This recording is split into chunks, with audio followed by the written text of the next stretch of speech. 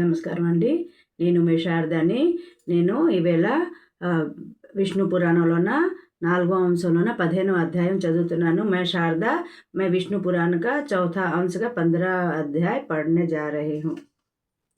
शिशुपाल के पूर्व जन्म की कथा एवं वसुदेव का वंश वर्णन। श्री मैत्रेय जी बोले, हे मुनि श्रेष्ठ, पूर्व जन्म के हिरण्यकश्यप तथा रावण होने पर इस शिशुपाल ने भगवान श्री हरि द्वारा मारे जाने पर देवतुल्य दुर्लभ भोगों को प्राप्त किया, किंतु प्रभु में लीन नहीं हुआ। फिर इस जन्म में भगवान द्वारा मारे जाने पर मोक्ष गति को कैसे प्राप्त किया? हे धर्मात्माओं में श्रेष्ठ मुनिराज, यह जानने की इच्छा से ही मैंने आपसे प्रश्न किया, कृपया मेरा कुतूहल शांत कीजिए। तब श्री पराशर जी बोले, पराशर जी ने कहा, हे मैत्रेय जी, प्रथम जन्म के हिरण्यकश्यप का वध करने हेतु भगवान ने नरसिंह रूप प्रकट किया था।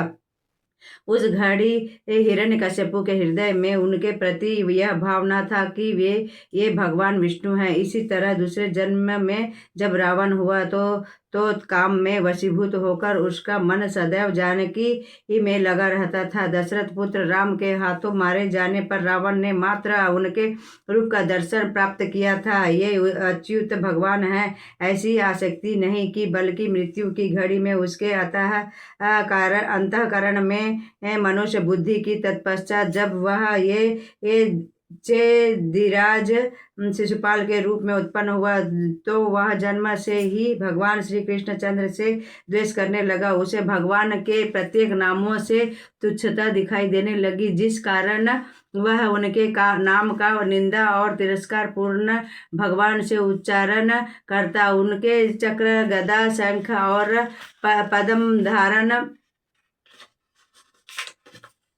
पद्म धारण किए हुए दिव्य रूप का ध्यान करते हुए उन्हें गाली दे रहा था।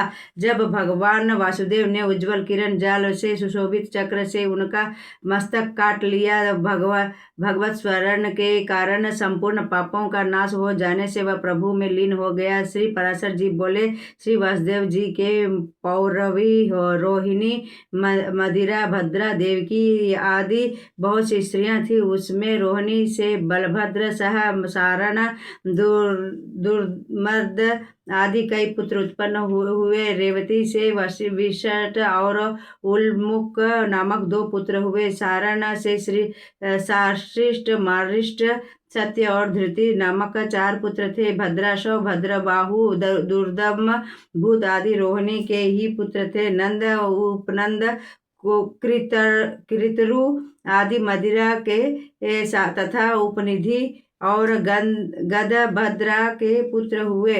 कौशिक नामक पुत्र वैशाली से उत्पन्न हुआ। देवकी से कीर्तिमान, सुषेण, उदायु, भद्रसेन, ऋजुदास तथा भद्रदेव नामक 6 पुत्र हुए। सबको कंस ने मार डाला। देवकी के 7वें गर्भ को भगवान की प्रेरणा से योग माया ने आधी रात के समय खींचकर रोहिणी के गर्भ में स्थापित दिया।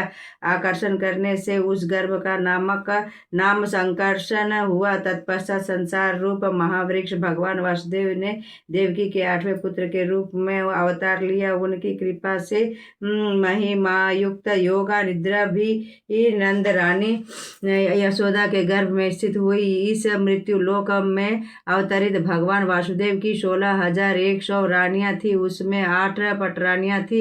भगवान अखिल मूर्ति ने उनसे 1,80,000 पुत्र उत्पन्न किए। उनमें 4 देशना, प्रद्युम्न, शांब आदि मुख्य थे। प्रद्युम्न की स्त्री रुक्मिणी की पुत्री रुक्मवती हुई, जिसके गर्भ से अनिरुद्ध उत्पन्न हुए। अनिरुद्ध के पुत्र ब्रज हुए। ब्रज से प्रतिबाहु से सुचारु हुए। इस तरह सैकड़ों वर्ष में भी यदुकुल की संतानों की गणना नहीं की जा सकती। मैं 15वां अध्याय समाप्त करती हूँ।